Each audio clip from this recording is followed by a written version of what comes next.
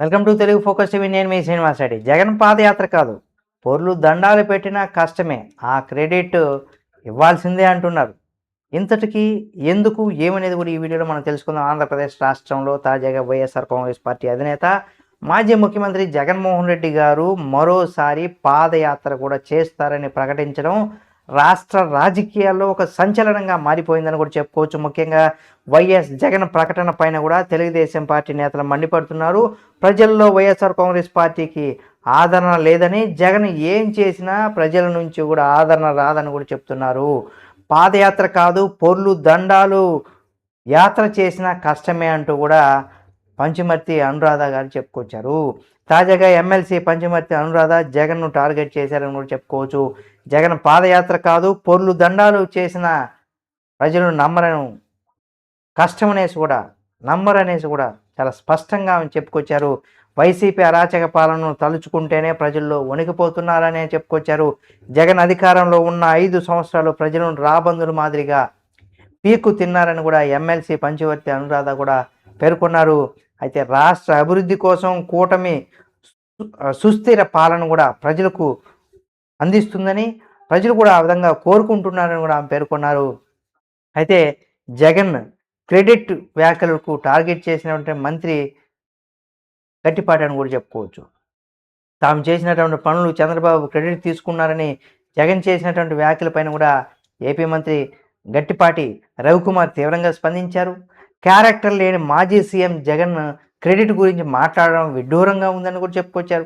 అధికారంలో ఉన్న 5 ఏళ్లలో ఏం చేశారో ఆయనకు క్రెడిట్ ఇవ్వాలని కూడా, అంటే ఏం చేశారు 5 ఏళ్ల పాటు, ఎందుకు ఆయన క్రెడిట్ ఇవ్వాలి, అంటే అంత క్రెడిట్ ఇచ్చేటువంటి పని ఏమీ చేయలేదని కూడా ఆయన మండిపడ్డారనమాట.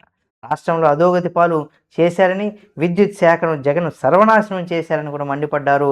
అలాగే జగన్ వ్యాఖ్యలను ప్రజలు నవ్వుతున్నారని, 9 సార్లు విద్యుత్ ఛార్జీలు పెంచి 30,000 కోట్ల భారాన్ని ప్రజలపైన మోపారని కూడా, పీపీఏలు రద్దు చేశారని, వీటన్నిటికి కూడా క్రెడిట్ ఖచ్చితంగా జగన్కు ఇవ్వాలని కూడా ఆయన పేర్కొన్నారు. జగన్ క్రెడిట్ చోరీ గురించి మాట్లాడుతుంటే ప్రజలు నవ్వుతున్నారని మంత్రి గట్టిపాటి రవికుమార్ ఎద్దేవా కూడా చేశారు. అంతేకాకుండా జగన్ టార్గెట్ చేశారు కూడా యనమల గారు. అంటే మరోవైపు టీడీపీ పొలిటిక్ బ్యూరో సభ్యులైనటువంటి మాజీ మంత్రి యనమల రామకృష్ణుడు కూడా ఇక్కడ వైఎస్ జగన్ పాదయాత్ర పైన తీవ్ర స్థాయిలో కూడా మండిపడ్డారు, స్పందించారు కూడా. జగన్ కేవలం అధికారం కోసమే ప్రయత్నం చేస్తున్నారని, ఆయన తలపెట్టినటువంటి పాదయాత్ర పూర్తిగా స్వార్థ ప్రయోజనాల కోసమనేసి కూడా యనమల రామకృష్ణుడు మండిపడుతున్నారు.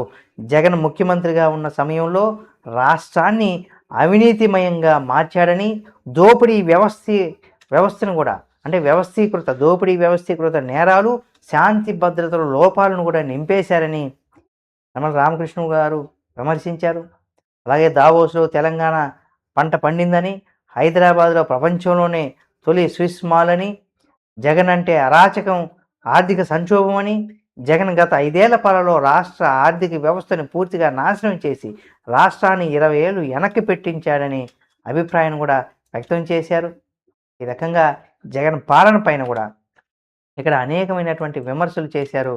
ఏది ఏమైనా జగన్మోహన్ రెడ్డి గారు పైన ఈ విధంగా కామెంట్ చేయడం, ఏపీ రాజకీయాల్లో కూటమి మరోసారి జగన్ పాదయాత్ర పైన రెచ్చిపోయారు.